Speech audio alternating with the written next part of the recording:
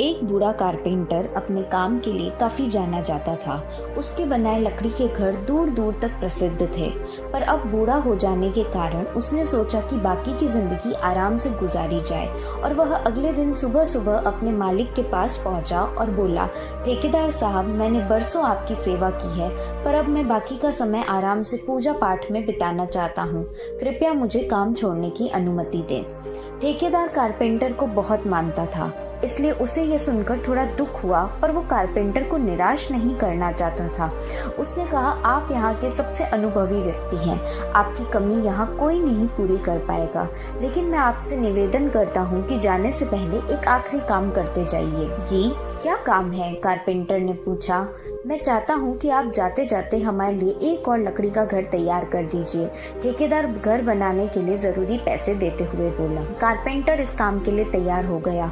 उसने अगले दिन से ही घर बनाना शुरू कर दिया, पर यह जानकर कि ये उसका आखिरी काम है और इसके बाद उसे और कुछ नहीं करना होगा, वो थोड़ा ढीला पड़ गया। पहले जहाँ वो बड़ी सावधानी से लकड़ियाँ चुनता और काटता, और अब बस काम चलाऊ तरीके से ये सब करने लगा। कुछ एक हफ्तों में घर तैयार हो गया और वो ठेकेदार के पास गया। ठेकेदार साहब, मैंने घर तैयार कर दिया है, अब मैं तो काम छोड़ सकता हूँ ना? ठेकेदार बोला, हाँ, आप बिल्कुल जा सकते हैं, लेकिन अब आपको अपने पुराने छोटे से घर में जाने की जरूरत नहीं है, क्योंकि इस बार जो घर आपने बनाया है वो आपकी बरसों की मेहनत का इनाम है। जाइए, अपने परिवार के साथ उसमें खुशहाली से रहिए। कारपेंटर ये सुनकर स्तंभ रह गया।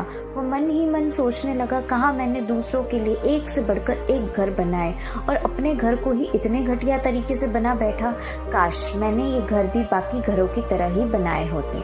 फ्रेंड्स, कब आपका कौन सा काम किस तरह आपको अफेक्ट कर सकता है ये बताना मुश्किल है। ये भी समझने की जरूरत है कि हमारा काम हमारी पहचान बना भी सकता है और बिगाड़ भी सकता है। इसलिए हमारी कोशिश होनी चाहिए कि हम हर काम में अपनी बेस्ट ऑफ एबिलिटीज के साथ करें, फिर चाहे वो हमारा आखिरी काम ही क्यों ना हो।